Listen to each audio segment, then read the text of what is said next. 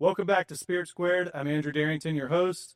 Tonight, we come to you in Mineola, Texas. We're here at the Beckham Hotel, which we're excited to have our host. But before we get there, let's talk about our sponsors. We want to thank a couple truly special sponsors for us. We've got Rex Consulting is here, right? You're at least part of it. Miss Simmons is here, and we've got Goosehead Insurance. Ray could make it. Thanks so much for being a sponsor. Hoot Holler Package Store. We've got Vault Arms. We have Thomas Red Instruction, and then we have the Humidor. And so thank you all so much for being sponsors of ours. Really appreciate it. You guys have helped us advance our technology and allow us to create this content that we really enjoy. Tonight we have, for the third time, our guest, Mr. Alan Patton, who is a retired detective sergeant for Grand Prairie Police Department. Thanks so much for coming on again, man. Yes, sir. Thank you for having me. Yeah. So without further ado, I'll turn it over to you so that you can kind of introduce yourself to our listeners, and then for the folks that are here, you can kind of do your deal. I'll just call it that. Okay. I grew up in Grand Prairie, Texas. Moved to Grand Prairie when I was 9 years old, and I lived in the country across the street from 4 different Grand Prairie police supervisors and officers. And my dad was a Dallas police officer, and went 4th grade, 5th grade through graduation in Grand Prairie schools. Got Marine Corps out of high school, and after I got out of the Marine Corps, I decided I wanted to become a police officer in my hometown. And 4.5 years as a street cop. Then I became a detective in November of 1984 as a juvenile detective. Then I moved from juvenile to property crimes for a couple of years as a detective. And in May of 1990, I was asked to move to major crimes. I was called crimes against persons back then, which indicated you investigated crimes against a person, such as stabbing, shootings, murders, rapes, sexual assaults, you want to call it that, crimes against children, etc. And so I did that job as a detective for 8 years, and then I got promoted to sergeant in February of 1998, and I took over as the unit's supervisor, the sergeant over the major crime unit, a job I did for 10.5 years. So I spent 18 years, 1 month, and 15 days of my 32-year career in the realm of major crimes, and retired in August of 2012 after my 32 years, and got to East Texas as soon as I could. Yeah. To get away from the concrete jungle, as I call it. Oh yeah, but sure. Right there with you. Yes, sir. But I just love having the opportunity to talk about case stories and to reveal to people what happened, how it happened, the old who, what, when, where, and how, and when known why, while referring to motive that a crime occurred. And then being the kind of investigator that my objectivity and my impartiality were not for sale. All right. I worked just as hard to prove innocence as I did guilt. And I got as close as I could to what happened without the benefit of being there when the thing happened. And so many investigators and law enforcement officials don't have that objectivity and impartiality issue. They see what they want to do and they go do it. So I learned from other people's mistakes in that respect. And then, of course, that we work for God issue, which we'll discuss here a little bit. Sure. You want to talk about that, Neil? Yeah, let's go. In February of 1991, I was given an opportunity to attend practical homicide investigation. Practical homicide investigation was taught by a retired New York City Police Department homicide task force commander named Vern Gebreth. He writes several books called Practical Homicide Investigation.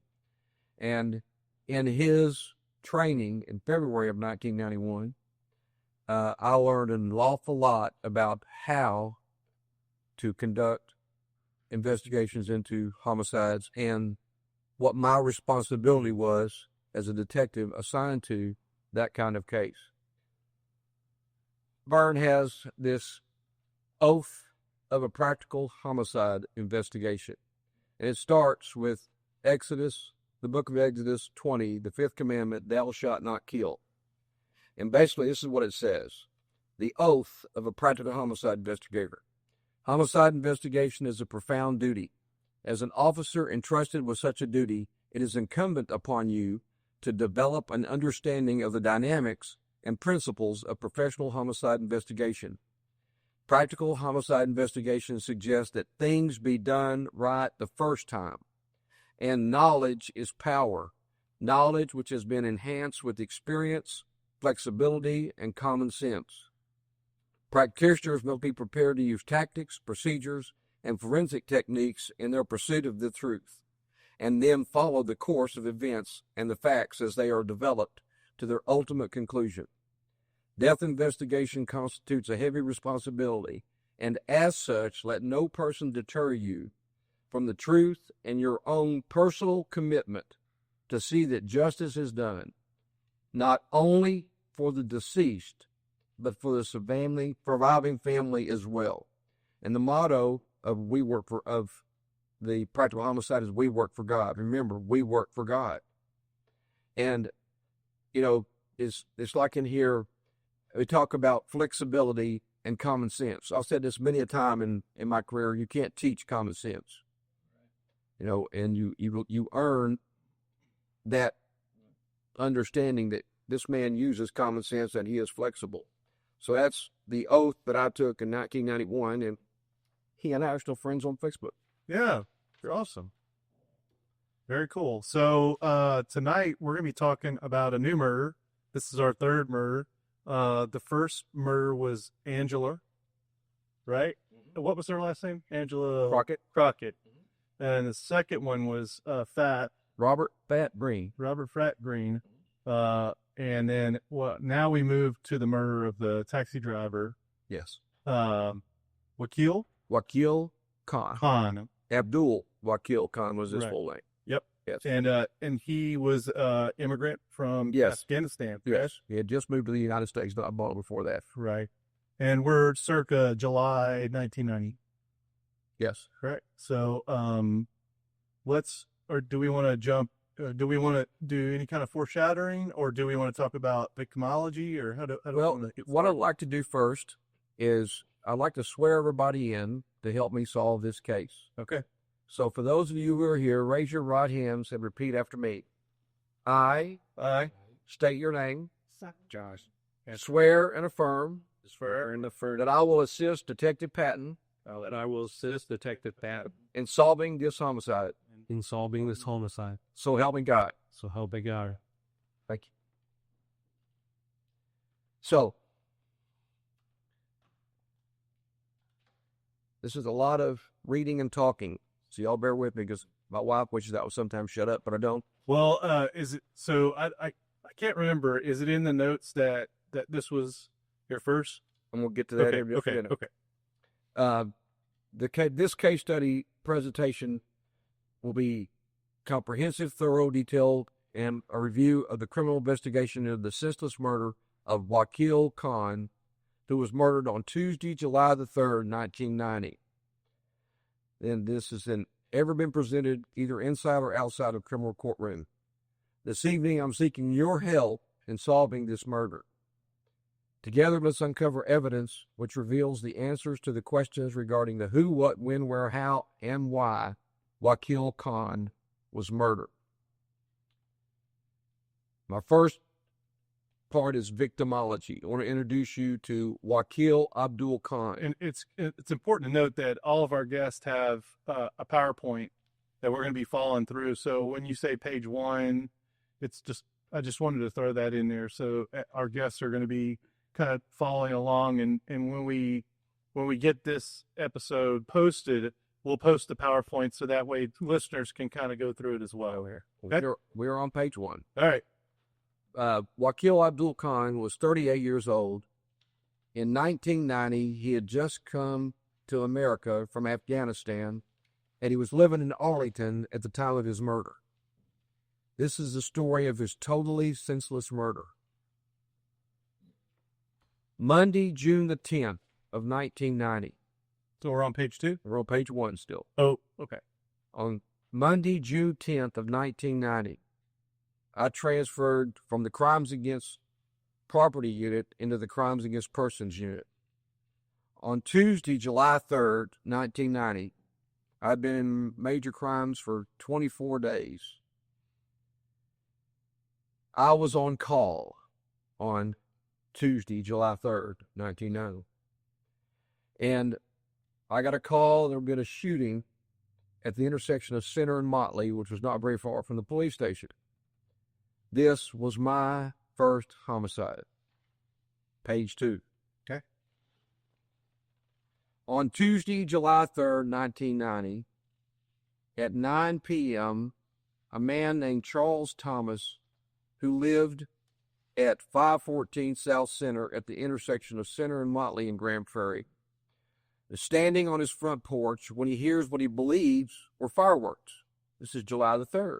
Mm-hmm. He looks up and he sees a brown taxi facing east on Motley rolling into the intersection of Center Street. He then sees two African-American men open the back doors of the cab, and he watches them both jump out of the cab, which is now rolling into the intersection.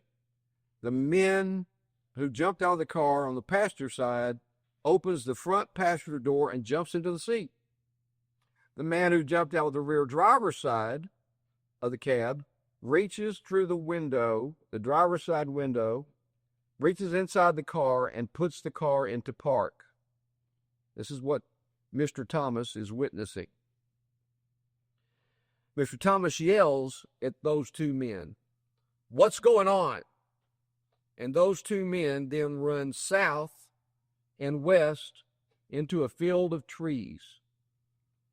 He then went inside of his home, called 911. When he walked back outside, he looked down the street and he saw those two men he saw get out of the cab running south on Center Street for about 2 blocks, and then he saw him run east into a wooded area.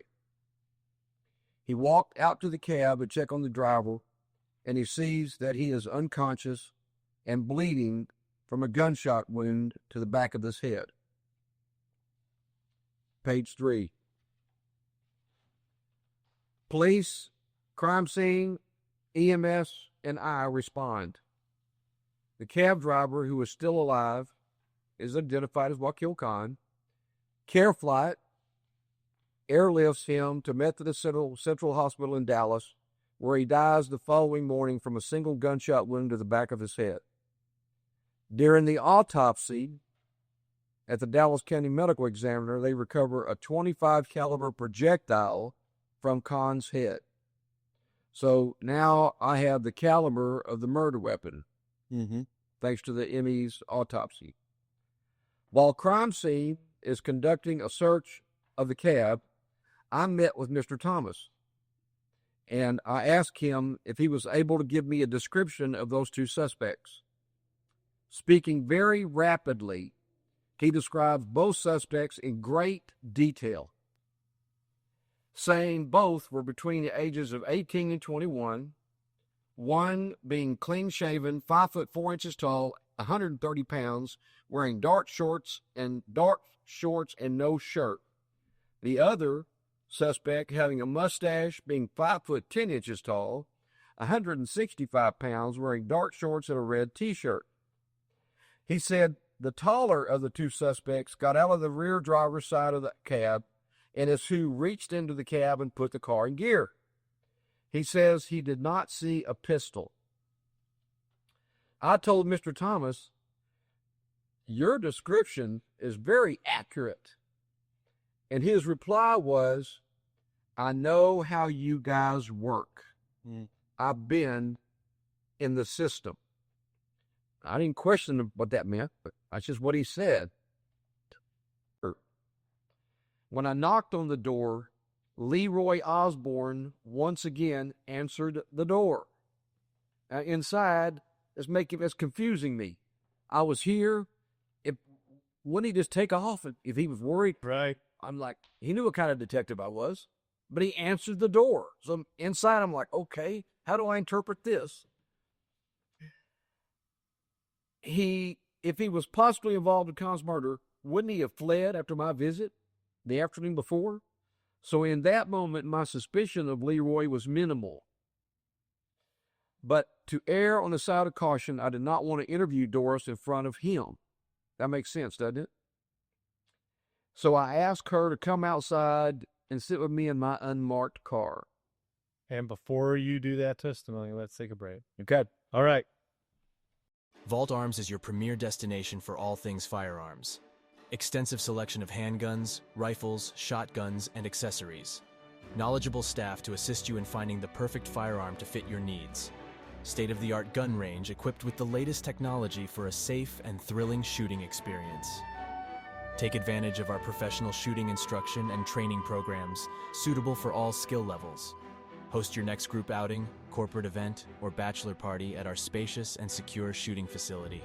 Committed to promoting responsible gun ownership and firearm safety. Fully licensed and compliant with all state and federal regulations. Are you looking to optimize your drilling rig operations and maximize productivity? Look no further. Rex Consulting is here to power your drilling. With over 20 years of industry experience, our expert team provides tailored solutions that drive efficiency, safety, and profitability. From site assessments to cutting-edge technology integration, Rex Consulting is your trusted partner for land-based and offshore oil and gas drilling solutions. Ready to take your rig to the next level? Contact Rex Consulting today and send your operations to the next level in operational performance. Contact Josh Simmons at 918-637-9181. Rex Consulting, level up. If you are looking for a reputable builder with a proven track record and a client base to back it up, give Red Construction and Development LLC a call. Red Construction offers full design build services for new construction, custom homes, and remodeling with free site evaluations. They have an A+ rating with the BBB and are proud members of the Tyler Area Builders Association, Texas Association of Builders, National Association of Home Builders, and the Lindale Area Chamber of Commerce. Red Construction and Development LLC stands behind the exceptional quality of their work and have the expertise, the resources, and dedication to deliver the results you need on time and on budget. To learn more, give them a call at 903-630-8660 or visit them online at redconstructiondevelopment.com. Page 4. Crime scene finds only partial fingerprints off of the gear shift. In the rear driver's side floorboard, crime scene discovers a maroon eel-skin wallet. Inside of that wallet, there is no identification, only a $10 bill and 4 $1 bills. So there are $14 in cash inside this wallet that is found in the floorboard behind the driver's seat. One quick question is, what do you make of this wallet being in the back floorboard?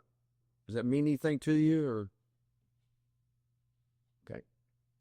At 11 p.m. on July the 3rd, I drove to the Arlington office of the DFW Cab Company. That was the name of the cab company, DFW Cab Company. There I spoke to their dispatcher, Claire Herman. At about 8:30 p.m., she received a call from a man asking for a cab to come to the Shady Hollow Apartments at 215 Hollandale Circle, Apartment A in Arlington. This apartment complex was directly across the street from General Motors. Miss Herman says the man called asking for, and she asked him for the phone number where he was and where he was calling from. And the man said to her, "I don't know. Hey, what's the phone number here?" The caller then gave her the 817 area code phone number, and at 8:35 p.m. she dispatched Mr. Khan. To me, when she said she asked him for the phone number, and he said, "I don't know the phone number here," and said to somebody, "What's the phone number here?" He's a visitor. That he was a visitor at the place where the cab was called, and I needed to figure out who there remembered him calling for a cab. Right. That was my first, basically, task. At 8:45 p.m., Kahn radioed that he had picked up 2 passengers at that address. Now we go to page 5. On Wednesday, July the 4th, 1990, at 9:35 in the morning, Mr. Kahn is declared deceased from the gunshot wound to the back of the head. On Thursday, July the 5th, 1990, I went to the office at the Shady Hollow Apartments seeking the names of the occupants of apartment 215A. It's a great place to start where the cab was called to. Did y'all agree with that? Mm-hmm. I learned that Iris Udmore and her husband lived in that apartment.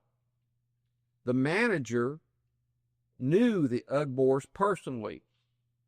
She told me the couple was from South Africa, and she knew that Mr. Udmore was in South Africa on business. I walk through the apartment complex searching for that apartment. As I'm walking through the property, I see a man I recognize from Grand Prairie. His name is Shady Grady Thomas. The first great name of this whole story. Yes. Yeah. Shady Grady. Grady. I recognize Grady from this. I worked street crimes, crack cocaine job in our predominantly black neighborhood, and I got to know these guys. They all had nicknames, but Shady Grady was a good kid. Grady says to me, "Yo, Patton, what's up?" And I was, hey man, just looking around, bro. You know what I'm saying? Just doing my thing, because I talk to the people on the street like they understood me. Yeah. And he told me it was good to see you, and he walked away. I found apartment 215A and knocked on the door. There was no answer. Since it was a holiday, I decided to wait until the following day to return to the apartment. I ran a check on Mr. and Mrs. Udmore, the people whose apartment the cab was called to, and I found they had no criminal record or warrants.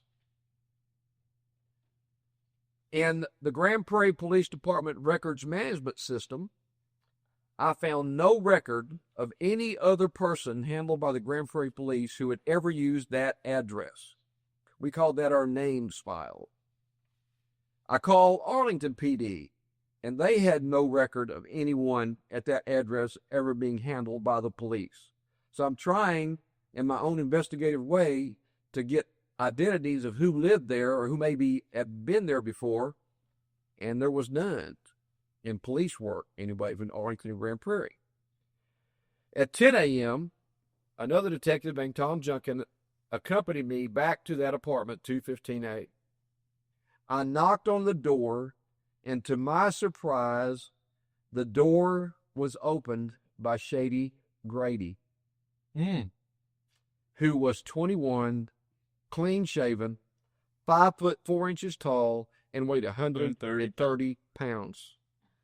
Does he match the description of one of the 2 suspects who got out of the cab? The one that didn't have a shirt on. Yes. It was July. It was pretty hot, too. Yes. So I asked Shady Grady, "Do you live here?" "No, this is my Aunt Iris's place." So I asked him if he was around his aunt's apartment around 8:30 p.m. on July the 3rd. He told me his aunt hosted a pool party, an open house, an all-day thing for friends and relatives on all day on July the 3rd. Grady told me he did not attend that party because he had to go to work at Kroger in Arlington from 4 p.m. till midnight on July the 3rd. Think I got an alibi to check? Yeah. He told me his aunt was out shopping when I was there that day, asking if I wanted her to call me. I gave him my business card and asked him to have her call me. Since Shady Grady physically matched the description of the shorter of the 2 suspects seen running from the cab, I decided to check into his alibi and past criminal history. Page 7. This is what you do as a detective. You call ass things. I called the manager of the Kroger who checked Grady's time card, and he confirmed Grady was at work that evening and night. So he worked till midnight. He went to work at 4 p.m., so he wasn't there. Wasn't him, despite his physical appearance and physical height and weight looking like the guy. While I was familiar with Grady due to the time I spent on the crack cocaine street crimes task force, I was not totally familiar with his past. At the police department, I researched any local history at Grand Prairie PD had on Shady Grady. He's in the apartment. I'm just trying to figure out if we ever dealt with it before. I discovered that on June the 4th, 1990, a Grand Prairie police officer had stopped Grady for running a red light and had arrested him on outstanding traffic warrants. Grady released his car to Doris Williams, who showed an address of 805 Southeast 4th, apartment 107 in Grand Prairie. That apartment complex is half of a mile south and east of the intersection of Center and Motley, the direction Mr. Thomas saw the two men run.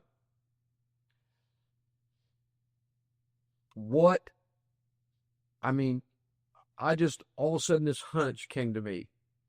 Even though I was convinced Shady Grady had nothing to do with this, that checking his history, I found that he was in a car with a lady who lived not far from where... Well, he released the car to release the call to her. I mean, just... Yeah. So there was a close enough connection that she would be like a mother to him or an auntie or something like that. Exactly. But given the direction which they ran, and the direction from where her address was, I thought maybe get a good idea to go by and maybe see... Well, knew the apartment was at least involved because that's where the cab was called to.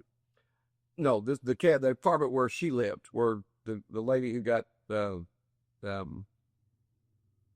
she had a party. Yes, Doris Williams did not have any. No. What I'm saying is you find Shady Grady at the apartment that called the cab. Absolutely. And so you're looking for a clue Yes. on any kind of connection between Shady Grady and someone else. Yes. Family member. And here you have someone who he released probably one of his largest possessions that he had at the time. Yep. Too. So pretty trusted person. And this is where the word hunch comes into play here, you know, and I've always defined a hunch as creativity trying to tell you something. Mm-hmm. And as a detective, okay, go check it out. I mean, it's Shady Grady, that's where they were going that direction.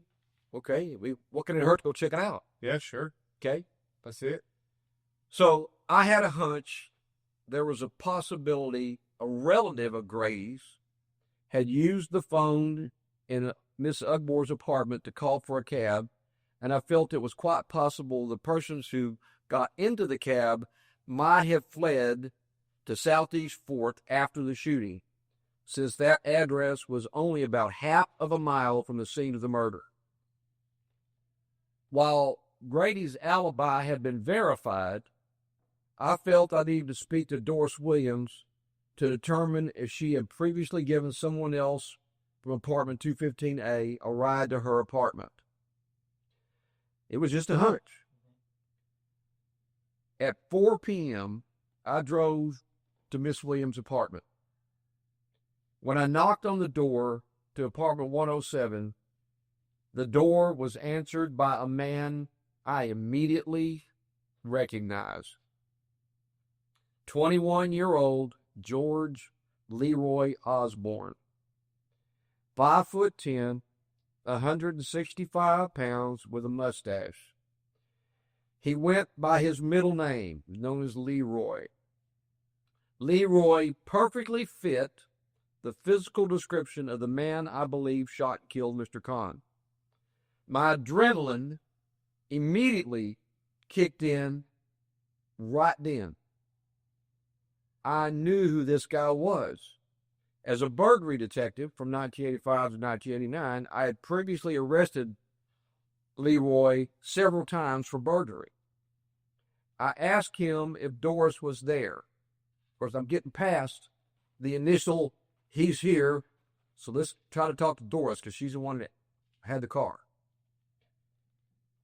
He asked, when I asked if Doris was there, he asked, why and what do you want her for? I'm tending to the kids. Since he recognized me and knew I was a burglary detective, combined with me not being prepared to be greeted by a man who matched the description of the possible shooter, what rolled off of my tongue was an improvised lie. I'm talking to a guy that I put in jail for burglary several times. And he's asking me, why do I want to talk to Doris? Mm-hmm. I told him I need to talk to her about a burglary that her car was used in. I fabricated an excuse that I thought he would understand because I was a burglary detective before. He didn't know I was at Major Crimes. I gave him my business card and asked him to have her call me. So now I'm like, whoa, he looks like the suspect. Whoa, okay. I left there concerned if Leroy Osborne was indeed possibly involved in Kahn's murder, that he would have gone back before I got back. I went back to the police department trying to check on her. While on parole for burglary, he did not have any active warrant. I learned that Leroy Shady Grady were cousins. That's the Shady Grady I saw at the apartment complex. At 5:30 p.m., I received a call from Iris Udman, a lady who rented the apartment in Arlington. She said there were 20 to 30 friends of relatives who came and went during her pool party on July the 3rd. She told me she had no idea who called cab for Leroy and had no idea who used her phone to call for a cab. I asked her to provide me a list as she could with the names of those who attended her open house. She mentioned that Matthew Summons, also known as Ski Joe, I love it. was one of the people who attended her pool party. On to page. Miss Ardmore told me she had no idea who called the cab. He said it was Betty for the call for the cab. And as due, he asked for a phone number there to Parker. I mean, basically, she asked for a phone. Miss Herman asked, I don't know, what's the phone number here? I'm still trying to figure out who gave the phone number to whoever called to the cab. Down the page 11. On Friday, July the 6th, at 8 a.m., I received a call from Doris Williams, a woman who lived in the apartment where I thought suspects may have run to. She agreed to meet with me at her apartment. At 8:15 a.m., I went to interview her to see if anyone matching the physical description of the suspects had come to her apartment on the evening of July 3rd. When I knocked on the door, Leroy Osborne once again answered the door. Inside, it's confusing me. I was here. Wouldn't he just take off if he was worried? Right. I'm like, he knew what kind of detective I was, but he answered the door. So inside, I'm like, okay, how do I interpret this? If he was possibly involved in Kahn's murder, wouldn't he have fled after my visit the afternoon before? So in that moment, my suspicion of Leroy was minimal. But to err on the side of caution, I did not want to interview Doris in front of him. That makes sense, doesn't it? So I asked her to come outside and sit with me in my unmarked car. And before you do that testimony, let's take a break. Okay. All right. The Humidor is your online cigar retailing headquarters. Our experienced staff has spent years finding some of the best cigars from around the world to sell to our customers. If you're looking for an online cigar store that can help you find your next favorite smoke, welcome to the Humidor. We began the Humidor because of our deep appreciation of the finer things in life, a good conversation with friends, an aged whiskey, and, of course, a fine smoke. That's why, in addition to selling premium cigars online, we also operate a brick-and-mortar cigar lounge in Tyler, Texas. Our lounge is crafted to provide a classic ambience with modern sensibilities, and we've spent time ensuring that smokers and non-smokers have an enjoyable experience, whether they're there for a drink with friends or to enjoy the game. Hey, podcast listeners, are you in need of some top-notch libations to elevate your next gathering? Look no further than Hoot and Holler Liquor Store in Gun Barrel City, your go-to liquor store for quality drinks. From smooth bourbons to crisp wines and everything in between, Hoot and Holler has one of the largest and most diverse selections in East Texas. Planning a special occasion? Let our experts guide you to the perfect bottle. You'll receive excellent customer service not offered in the big box chains. Visit Hoot and Holler today and let the good times flow. Mr. Alan Patton, he's talking about the murder of Wakil Khan, and we're kind of to the point where you're approaching Doris's door. You knock on the door, and Leroy Osborne, who you know from your time previously as a narcotics detective, answers the door again. Yep. And you're pretty surprised that he's answering the door because you kind of see him as potentially a prime suspect of this murder, and so you have diminished feelings because you would have thought, hey, he's out of here. Exactly. And so you then come in contact with Doris, and you convince her to have your conversation in your patrol car, correct? My unmarked. Oh, your unmarked car. Sorry, My unmarked car. Yeah. Yes. And that's where we're at. And that Leroy was still there again was surprising to me. Mm-hmm. So it was mixed reaction in terms of my mental aspect. But once we sat down in my unmarked car, I told Doris I was not there to talk about her car being used in a burglary. Right. Which is the excuse I gave Leroy. That he Initially. Yeah. I told her there was a shooting over at Center and Motley, and she said, the cab driver? And I said, yes. She then asked me, was the pistol a small caliber? I told her yes. Suddenly, she began crying and shaking, saying, this is my fault. She said, on the afternoon of July 3rd, she was talking to Leroy and his half-brother, Matthew Summons, about her suspicion that Darren Brown had stolen a pistol from her apartment. Page 12.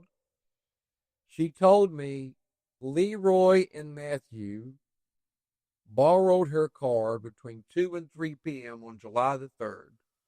They drove to Brown's home, broke into his home, and had stolen some cash and a .25 caliber pistol. When they brought her car back, they showed her the pistol they had stolen from Brown's house. Improvising, I told Leroy a lie the previous afternoon when I told him I was there to talk to Doris about a burglary that her car had been involved in.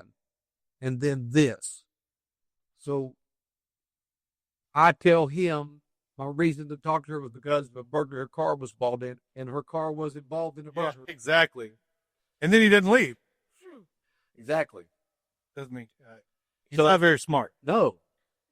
I asked her if Leroy and Matthew, and she had seen them. Matthew Skijo, right? Matthew is Skijo. Okay, I like Skijo. And that is Leroy's half-brother. Oh, okay.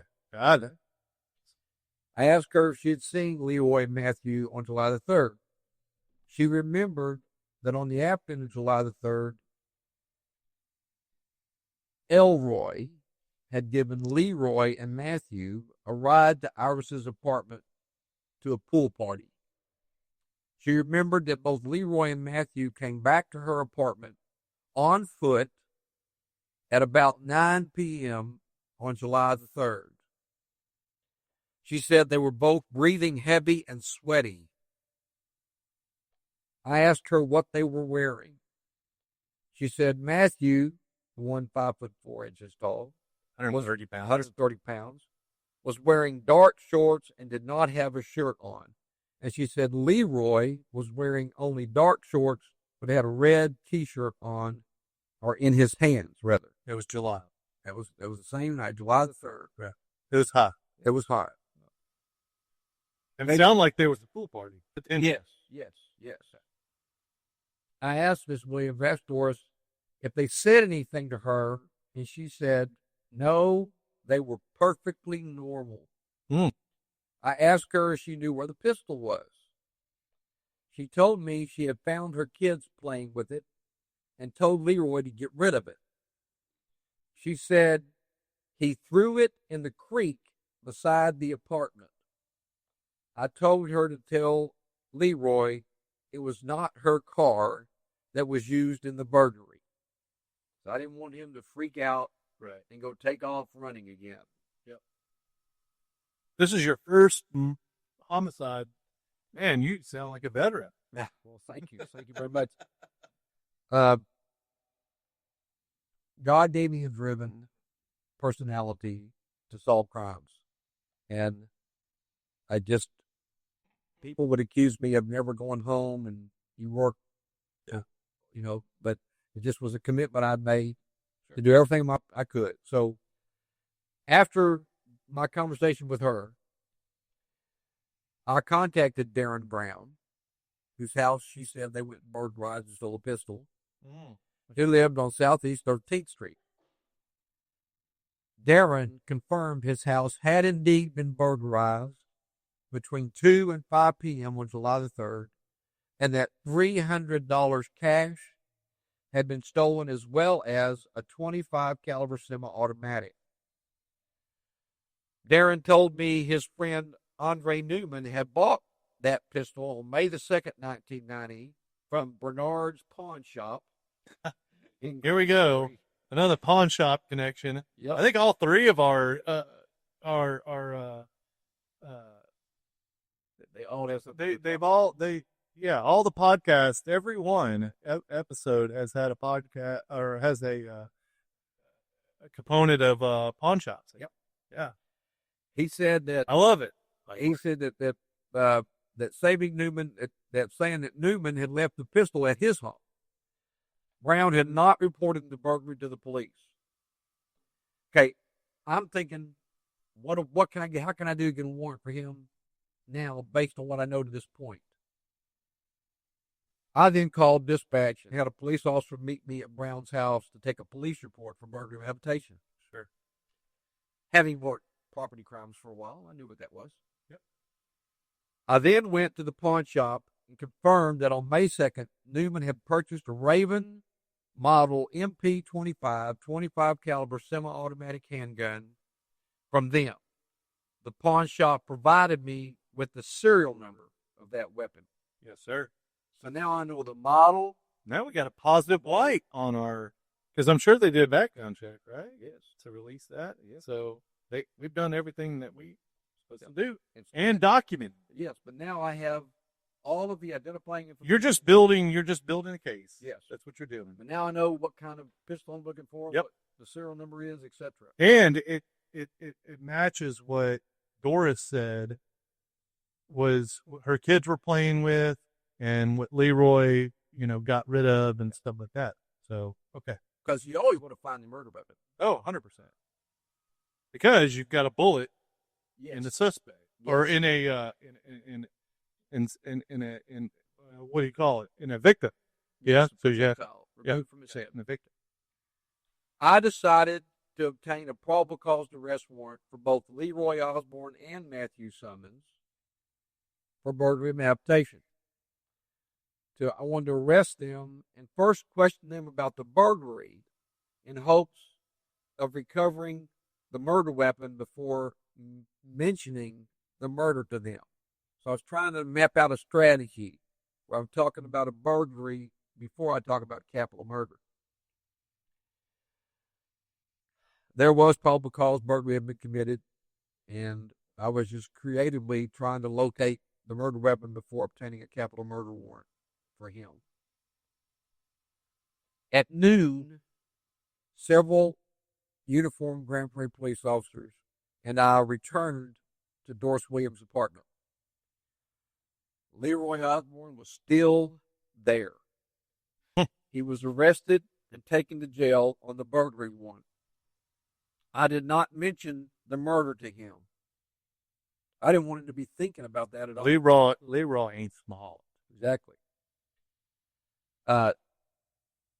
Matthew Summons' whereabouts were unknown at that time. Ski Joe. Yes. But knowing that Summons was Leroy's half-brother, I did not expect him to tell me much, even if I found him. Right. At the time of Osborne's arrest, I obtained an arrest photo and prepared a 6-picture photo lineup to show to Mr. Thomas.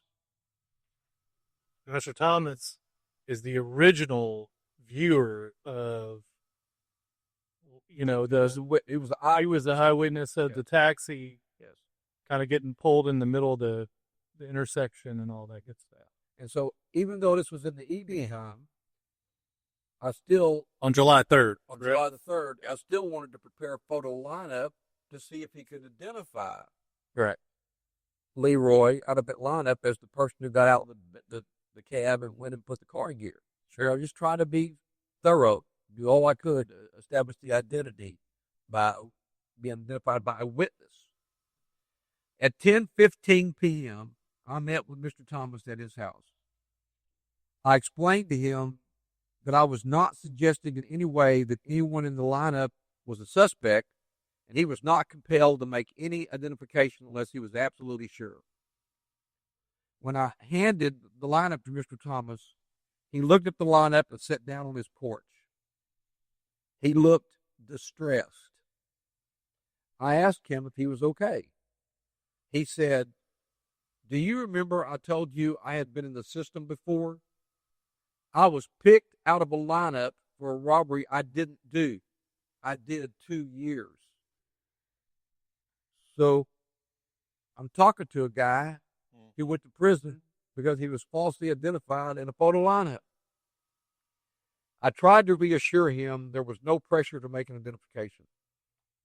He then looked at the lineup and immediately identified George Leroy Osborne as the taller of the two suspects who he saw exit the rear driver's side of the cab and as the person he saw reach in through the window and put the car in gear. Based on Mr. Thomas's past, I knew he had given me as certain a positive identification as I would ever get. After having been falsely identified out of a lineup in the past, I was confident Mr. Thomas would not make the same mistake. So I was very confident that what he had done, identifying this guy, was not arbitrary. Right. On Saturday, July the 7th, after Leroy had been arraigned for the burglary charge, I went to the jail and interviewed Leroy about the burglary only. I told him if he would tell me where the pistol was and I could recover it, that perhaps the court would be lenient at sentencing. Suddenly he asked me, "Why do you really want that gun?" I responded, "Because you killed a cab driver with it. Matthew was with you. I've got a warrant for him too. And I know the gun is in the creek beside Doris's apartment." Leroy said to me, "Matthew didn't have nothing to do with it. I pulled out the gun to rob him and hit him, and he hit the brakes hard and the gun went off. It was an accident. During that interview, Osborne orally admitted he had shot the cab driver and had thrown the pistol in the creek beside Doris's apartment. Osborne suddenly told me, "Let's go get the gun." This is a potential suspect in a capital murder case just saying, "Let's go get the gun." Again, whew, Yeah, let's go. knowing that a verbal confession is only admissible if it leads to recovery of fruits of the crime, such as the murder weapon, I knew we needed to recover that pistol. One of the reasons. Sure. On to page 17. I drove Leroy to the creek bed. He pointed out the general area where he said he had hidden the pistol by placing a concrete block on top of it. And we got a picture. Well, it's not a great picture, but it's a picture of where you guys found it in the PowerPoint provided. My sergeant and I searched that creek bed, but we were unable to find that pistol. I took Leroy back to the jail. There I asked him to give me a written statement with his version of how the pistol went off accidentally. It's the last picture of the PowerPoint. The actual last picture. Sorry. Right. Go ahead. However, since I had not recovered the pistol, he decided to recant his oral confession, telling me he had gotten out of the cab before the cab driver was shot. That made locating Matthew Summons a priority, because he was also in the cab. Sure.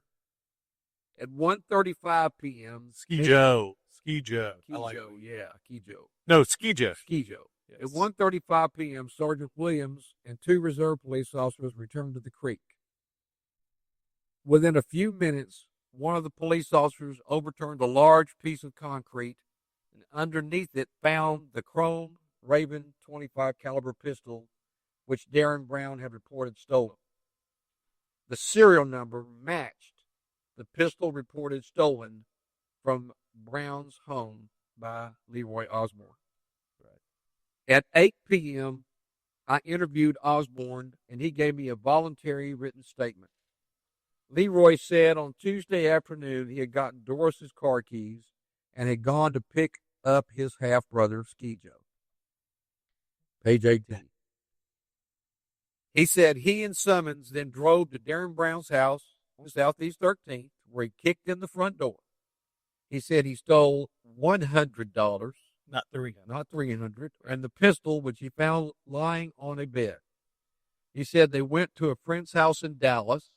Then he got a friend known only as Elroy to take him and Matthew to the Shady Hollow Apartments in Arlington, where Grady was living. Leroy said he and Matthew stayed at the apartment for about 3 hours, and at about 8:30 p.m., he had Betty dial a cab company for him. When the cab arrived, he and Matthew got in. He said he was sitting in the rear driver's seat and Matthew was in the rear passenger seat.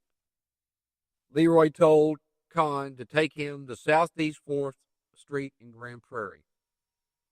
When Con turned down Motley, he told him to stop at the intersection of Motley and Center.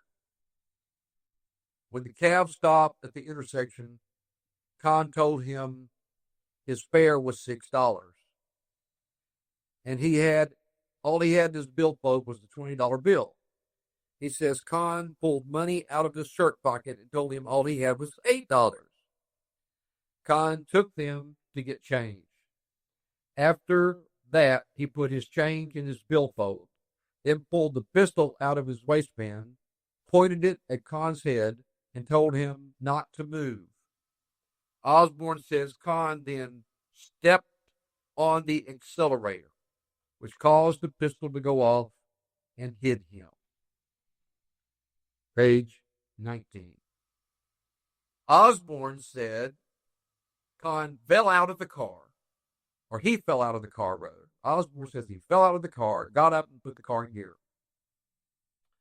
He said a man, which was Mr. Thomas, was hollering at him and he and Matthew took off running, and they ran to Doris's apartment on Southeast 4th to apartment 107. Leroy said he left his eel-skin billfold in the back floorboard of the cab. He says he thought the pistol's safety was on.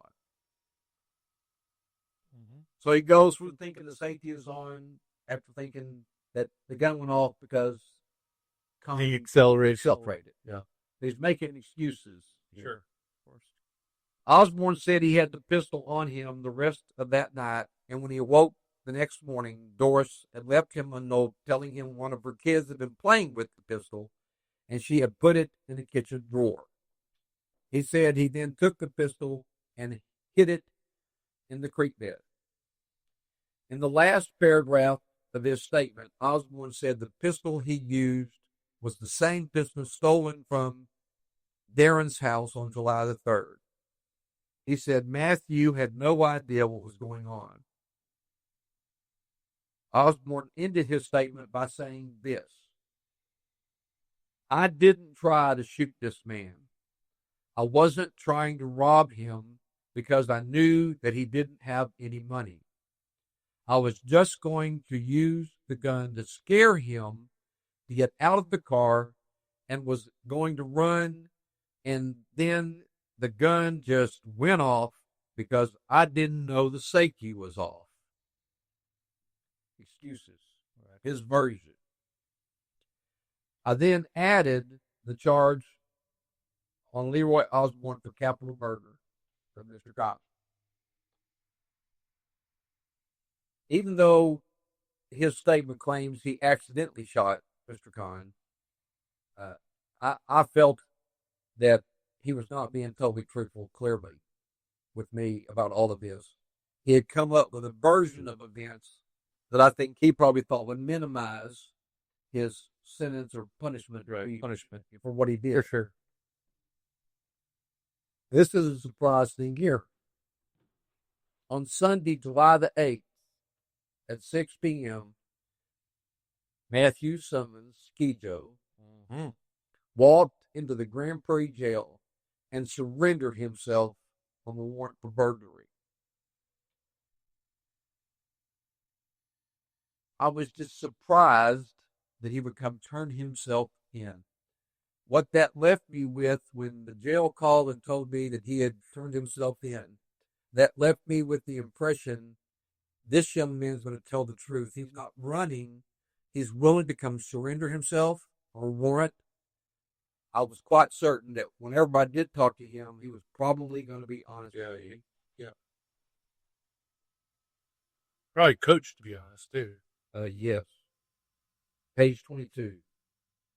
On Monday, July the 9th, at 12:30 p.m., after Ski Joe had been arraigned. And they went ahead and charged him. Waiting for a magistrate to arraign a booked-in prisoner was important because when the magistrate warned somebody who was in jail on a criminal offense of their right to remain silent, they had to sign the document indicating they understood their rights. So waiting for a defendant or possible suspect to have been arraigned, I'm covering myself on somebody saying, you didn't read them their rights. Right. No, the judge did. So I went to the jail after Ski Joe had been arraigned, and I was thinking he was probably going to ask for an attorney and would plead the fifth. That's what I thought. But to my surprise, he laid it all out, what happened in great detail. This is shocking to me. This is his half-brother. Ski Joe told me they were stopped in the cab at the stop sign at Center and Motley, and Leroy gave Con a $20 bill. Con told Leroy he did not have change, and then drove to a nearby convenience store in order to get change. While Con was inside to get change, Leroy told Ski Joe he didn't want to pay the man and said, when he comes back, I'm going to shoot him and take his money. So here's Ski Joe and his half brothers telling him, "I'm going to kill this guy and not pay the bill." Yep. Ski Joe thought Leroy was joking. All $6, right? Yes, all $6. Right. Because the cab fare was only $6. Ski Joe was aware Leroy had the .25 caliber pistol they had stolen from Brown's home, stuck in his waistband. A couple of swords prior to that, right? Yes. When Con came back, he gave Leroy his change, $14, a 10 and 4 ones. And Con put the $6 fare in his shirt pocket. Con then took them back to the intersection of Center and Motley. Once Con stopped at the stop sign, Matthew went to open the rear passenger side door to get out. He then saw Leroy pull the pistol out of his waistband and saw him then shoot Con in the back of the head. Page 23. Matthew was hysterical and scared, but instinctively took off running. Mm-hmm. That makes total sense.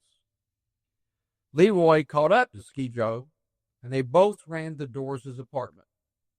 Leroy showed him the $14 he had taken out of Con's shirt pocket. After they got to Doris's apartment, Matthew says Leroy got something to eat and acted as if nothing had happened. He just shot a guy in the back of the head. It's like life just goes on. Later that evening, Leroy began looking for his billfold and realized he had left it in the cab. Matthew, Ski Joe, told me he did not believe Leroy was serious when he said he was going to shoot the cab driver. Ski Joe then made quite the memorable statement to me. Ski Joe said to me, he stole $14 out of the man's shirt pocket, and he lost the $14 in change he had in his wallet. He kills the man and doesn't even make anything on the deal. It doesn't make sense. Mm-hmm. I know this may sound bizarre for me to say, because there are very few, if any, murders which actually make sense. Self-defense makes sense in killing somebody else. However, Leroy quite literally murdered Wakil Abdul Khan for nothing. He did not make a penny. He stole $14 and lost $14. Page 24. On Tuesday, July the 10th, 1990, a week after Wakil Abdul Khan was murdered, having taken a statement from Ski Joe, I decided to re-interview Leroy Osborne in the jail. I told him Ski Joe had told me the truth. He agreed to give me a supplemental written statement. In his supplemental statement, Leroy Osborne said this: on July 7th, I gave you a statement about shooting that cab driver, and I want to change some things. I shot him on purpose and stole some money out of his shirt pocket. It was $6. I did not steal his billfold. His billfold wasn't even talked about being stolen. The money was in his shirt pocket. I filed a criminal case on George Leroy Osborne for capital murder. The Dallas County DA made a deal with Matthew Summons, Ski Joe, for his testimony, and he was given probation for the burglary he had participated in at Darren Brown's home. Yep. Crime scene took the pistol and the bullet recovered by the medical examiner from Mr. Khan's head during the autopsy to the Southwest Institute of Forensic Science, and ballistics comparison was made to that bullet. The ballistics test confirmed the Raven .25 caliber handgun recovered out of the creek bed was indeed the murder weapon. Monday, November 19th, 1990. Fast forward a little bit. Mm-hmm. Quite a bit. George, this is fun. George Leroy Osborne, the defendant in this capital murder, Yes. waived his right to counsel and to his right to a trial by jury, electing to represent himself in a trial before the court. Mm. He was found guilty and was sentenced to life in prison. He defended himself. Not very successfully. I said this many a time. There are some criminals who are very stupid.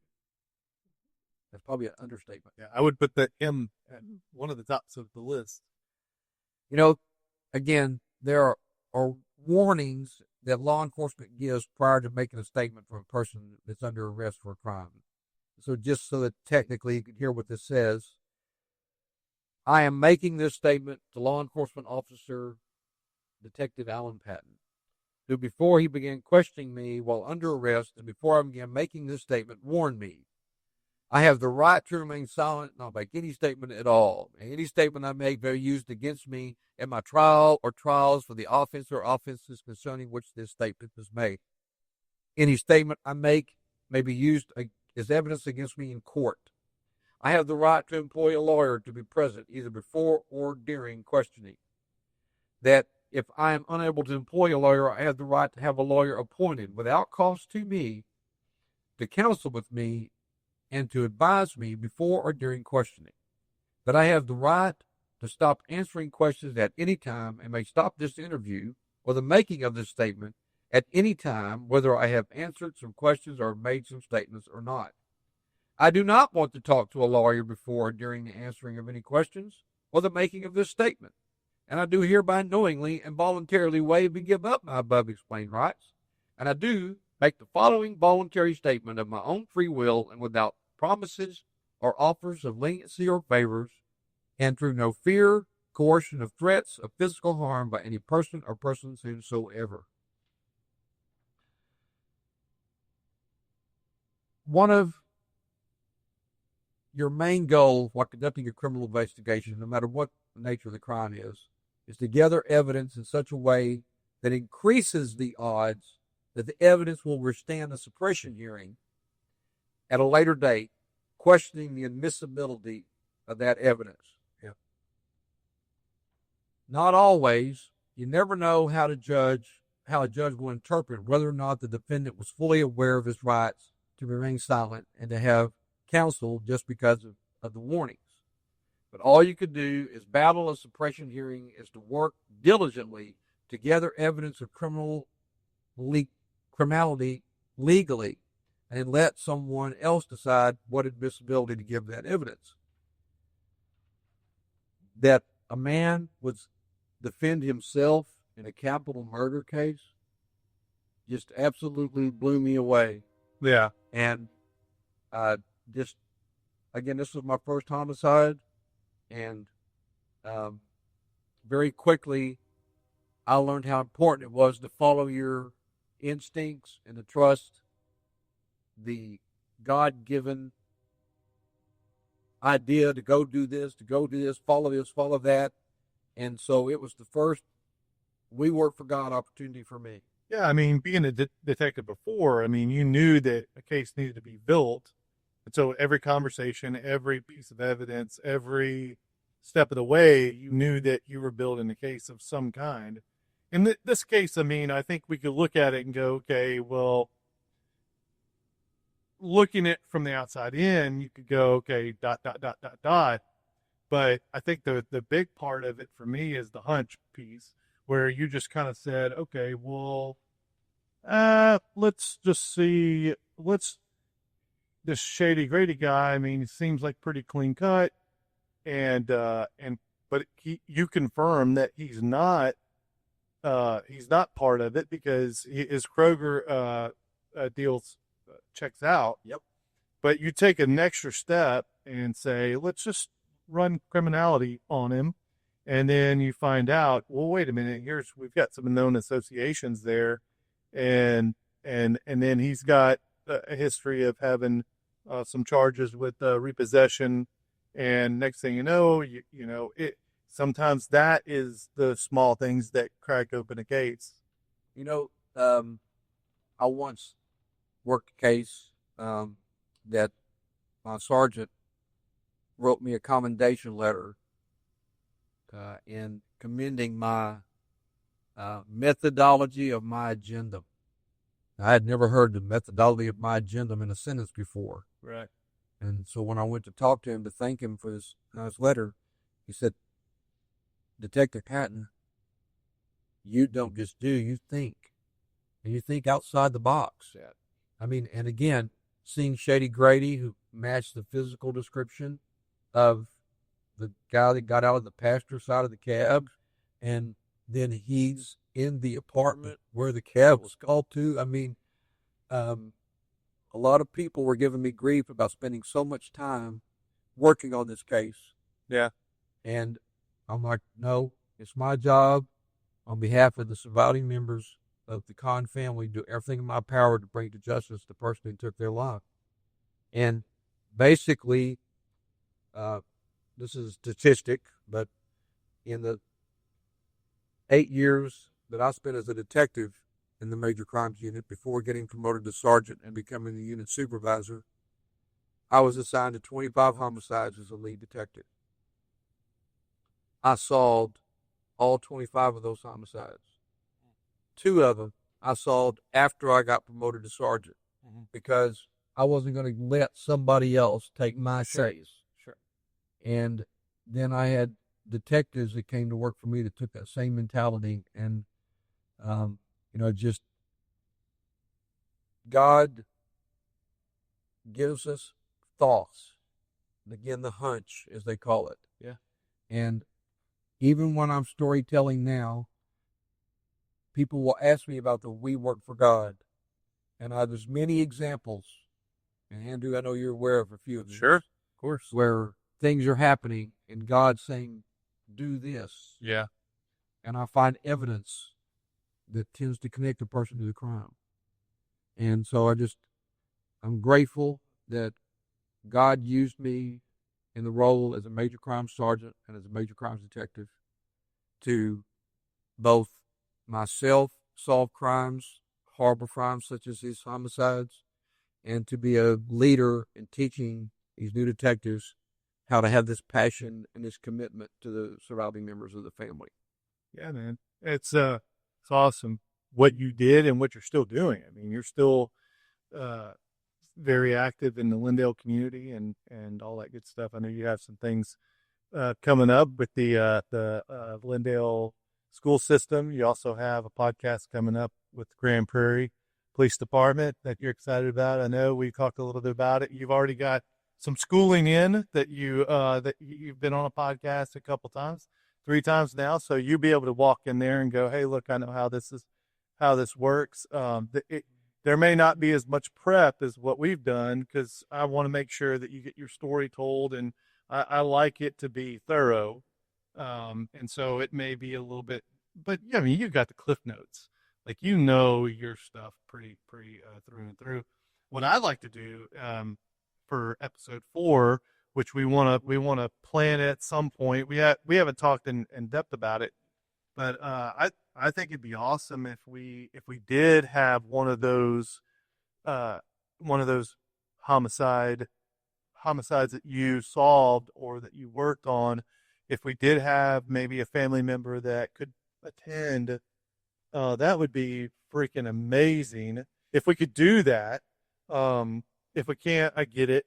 But it wouldn't necessarily have to be in a direct relative. It could be maybe a cousin or a great cousin or whatever, but it would be cool to have them here, if that's possible, or not. I don't know. Yeah, I don't have any clue how it finds. Well, I'm pretty tenacious at finding things, and you are too. But I mean, we can work on that. I think it'd be something interesting and very valuable and validating and it would just be awesome to do that if we could. Yeah. Well, I want to thank you, Andrew, for giving this opportunity. And this is the 3rd case that we've For sure. podcast. I want to thank you folks. Yeah. You got a question? Yeah, for sure. So you can't bring the family, but maybe on the next one you could bring some pictures of people. Like, isn't that public information? We'd be able to, like, I don't know, pull them and Are you talking about like, so folks? that we can keep all of the people separate, Yeah. So what she's asking is for like portraits or of like mug shots even. yeah, or you're talking about the folks that committed the homicide or the folks that Well, that I'd like passed. to have a visual of the victim and all people that you're talking about. Okay. E- So maybe some like a card deck. She wants a card deck of like this person's bad, so they're like a spade or a clover, and the good people are the hearts or the diamonds.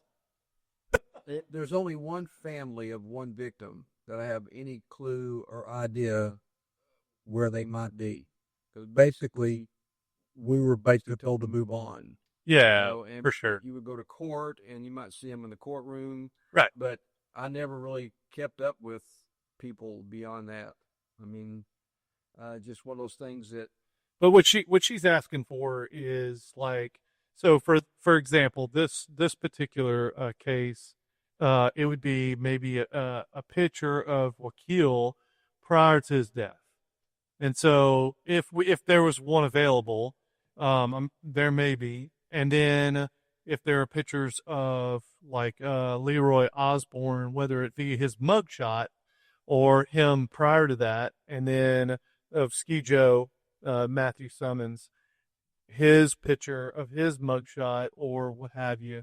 And I mean, if you're like introducing them, you can yeah, post the picture. yeah. So where you can say, hey, look, this dude is the one I interviewed, and so that way you can kind of connect the dots. And well, there's technically, because I'm retired, I don't have access to that information anymore. I mean, it's just right. Yeah, we had an arrest picture from 1990. That's 35 years ago. Good enough. Good enough. I'm just saying. I think that's what she's saying is right. That would be good enough. They wouldn't allow me access to that now because no, true now. Yeah. So it just boiled down to how publicized the case was, right? Because if it was pretty publicized, then it's going to be there. That there'll be because you were on Top Cops, man. You were like you're going to have some video or you're going to have some photos of things that you did. Well, are y'all aware of Top Cops? The show? Are y'all aware of? It's Canadian. It's Canadian, which means it's. Or where, but no, I'm not. You're not? Okay. Can I tell them this real quick? Yeah, sure. Go ahead. On August the 9th of 1982, the day after my 28th birthday, I'm a street cop in Grand Prairie. A man who had been fired from a company he worked for came into Grand Prairie, went to 3 different places he used to work, and shot and killed 6 people and wounded 4 more. At the last place where he killed some people, which was right behind the police station, he had driven a truck over to this warehouse, and somebody saw him carrying a rifle into the warehouse and start shooting, and they had the presence of mind to take the keys out of the pickup truck that he had driven over there. So when he got ready to leave, he didn't have a getaway vehicle anymore. So he pulled a man out of an 18-wheeler. He began driving the 18-wheeler in downtown Grand Prairie. Cops were trying to find him. It was in my beat, this place where the last shooting occurred. I'm trying to find him. Well, he and I end up on the same street. He's going west on a street called Houston. I'm going east on a street called Houston. 25th, 24th, and 23rd. I'm at 25th. He's at 23rd. 24th is in the middle. Adrenaline kicks in. I'm driving towards the intersection, and instinctively I set up a roadblock at 24th and Houston. I see the cab, I see the 18-wheeler, and it looks like he's going 5 miles per hour. Cops are behind him, shooting at him, he's shooting at them. I set up a roadblock, get out of my car, right foot inside the car, left foot outside the car, handgun, paid over the cab of my car, and with the engine block between he and I as we were trained to the police academy. And again, it looks like he's going 5 miles an hour, and my focus was on my hand. I said, take the safety off and pull the trigger. I took the safety off, 1, 2, then this happened. He rammed my squad car 160 miles per hour.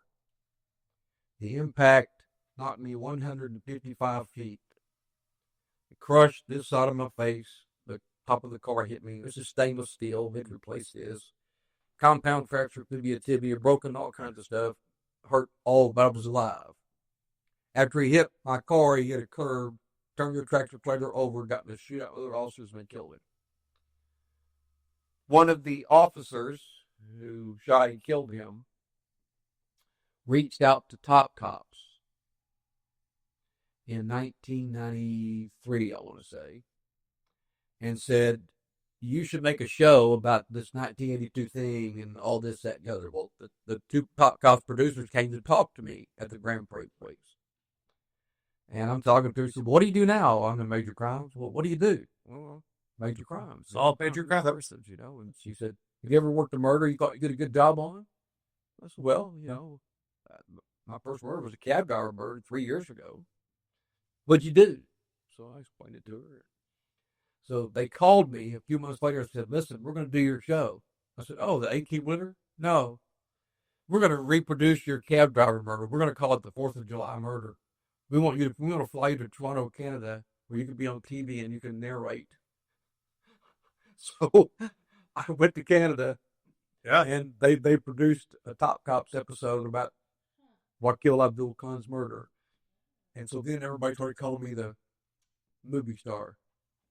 Yeah, for sure. But, you know, just, I appreciate y'all being here and being attentive to all this. And Yeah. I appreciate the opportunity. Yeah, absolutely. And I look forward to listening to your time at Grand Prairie as well. It's next It's week. going to be very fun to listen to you on a different podcast. I knew first time I met you that you were super intense and that I needed to have things kind of set because I could tell that's the way you liked it. And so it's, our environment's a little bit more controlled than some others, which is not a bad thing. It's a really good thing for the guests. Well, being a storyteller, again, I try not to watch true crime stories. I do. Because, again, the things I see that are the producers twist things or, it's horrible to watch if you know what you should have done. They're going to try and tell you something they did. Whatever. But still, storytelling. This visiting with folks that have a legitimate interest in hearing the truth about how something happened and what happened. And so I appreciate again very much the opportunity. Absolutely, man. Until next time. Yeah, it's absolutely fascinating. Everybody loves murder mystery, and the fact that you solved it is amazing. That's the part I love the best. So thanks so much for coming on. Really appreciate it. And local legend, Mr. Alan Patton, or at least that's what I'm gonna call you.